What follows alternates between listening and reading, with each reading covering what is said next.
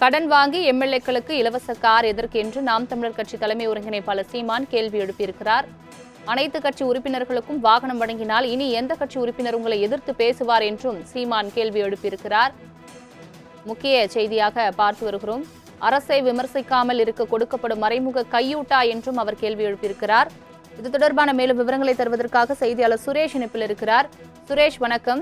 சட்டப்பேரவையில் நேற்று முதலமைச்சர் விஜய் அனைத்து எம்எல்ஏக்களுக்கும் கார் வழங்கப்படும் என்று அறிவித்திருந்த நிலையில் அது தொடர்பாக தற்பொழுது நாம் தமிழர் தலைமை ஒருங்கிணைப்பாளர் சீமான் விமர்சித்திருக்கிறார். என்னென்ன தெரிவித்திருக்கிறார்? மேலும் விவரங்களை சொல்லுங்க. வணக்கம். தமிழக சட்டமன்றம் நடைபெற்றிருக்கிறது. நேற்று தமிழக முதலமைச்சர் இருக்கக்கூடிய விஜய் அவர்கள் வெளியிட்டிருந்தார். குறிப்பாக அதில் சட்டமன்ற உறுப்பினர்களுக்கு எல்லோருக்கும் கார்கள் என்பது வழங்கப்பட வேண்டும் என்றும், அதே போன்று ஒவ்வொரு காருக்குடைய உதவியாளர்களும் கார் ஓட்டுநர்களும் வைத்துக் கொள்ள வேண்டும் தெரிவித்திருந்தார். இந்த நிலையில்தான் நாம் தமிழ் கட்சியுடைய ஒருங்கிணைப்பாளர் இருக்கக்கூடிய சீமான் அவர்கள் தற்போது அறிக்கை என்பதை வெளியிட்டிருக்கிறார். குறிப்பாக நிறைவேற்ற வேண்டிய மக்கள் நலத்திட்டங்கள் எவ்வளவோ இருக்கிறது, இதில் கடன் வாங்கி அனைத்து சட்டமன்ற உறுப்பினர்களுக்கும் இலவச கார் எதற்கு என்று கேட்டிருக்கிறார். குறிப்பாக தமிழ்நாடு சட்டப்பேரவையில் 110 விதிகளின் கீழ் முதலமைச்சர் விஜய் அவர்கள் அனைத்து சட்டமன்ற உறுப்பினர்களுக்கும் இலவச கார் வழங்கப்படும் என்றும், அதோடு தனி உதவியாளர் மற்றும் ஓட்டுநருக்கான ஊதியம், எரிபொருள் படி ஆகியவற்றும் மாதம் 1 லட்சம் ரூபாய்க்கு கூடுதலாக வழங்கப்படும் எனவும் அறிவித்திருந்தார். இதனை கண்டித்து தான் நாம் தமிழ் கட்சி ஒருங்கிணைப்பாளர் சீமான் தற்போது அறிக்கையாக வெளியிட்டிருக்கிறார். குறிப்பாக கார் இல்லாத சட்டமன்ற உறுப்பினர்களுக்கு மட்டும்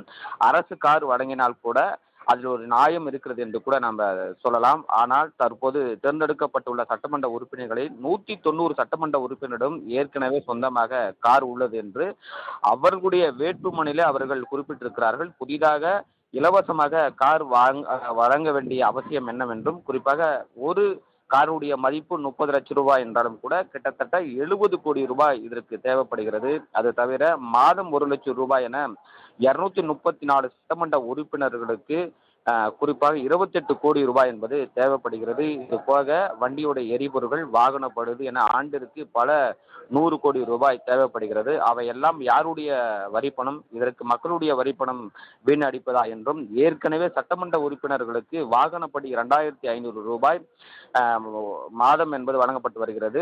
தற்போது 1 லட்சம் ரூபாய் சம்பளமாக வழங்கப்பட்டு வரக்கூடிய நிலைகளில் ஆண்டுக்கு 1 லட்சம் ரூபாய் 1,76,000 ரூபாய் கடன் வாங்கும் நிலையில் கூடுதலாக மாதம் 1 லட்சம் ரூபாய் சட்டமன்ற உறுப்பினருக்கு வழங்க வேண்டிய அவசியம் என்னவென்றும் அவர் குறிப்பாக கேட்டிருக்கிறார். அது மட்டும் இல்லாமல் குறிப்பாக அரசு அறிவிக்கும் எந்த திட்டத்தையும் நன்மை தீமைகளும் விவாதிப்பதற்காகவே சட்டமன்றம் உருவாக்கப்பட்டுள்ளது என்றும், 110 விதிகளின் கீழ் என்ற பெயரில் புதிய திட்டங்களை சட்டமன்றத்திலேயோ அறிவித்து விட்டுவிட்டு அதை பற்றி யாரும் எவ்வித விமர்சனமும் செய்யக்கூடாது என்பதுதான் ஜனநாயகமா.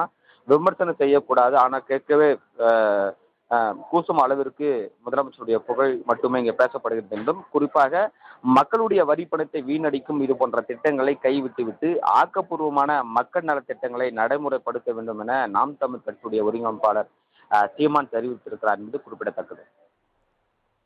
தங்களின் முழு விவரங்களுக்கு நன்றி சுரேஷ்.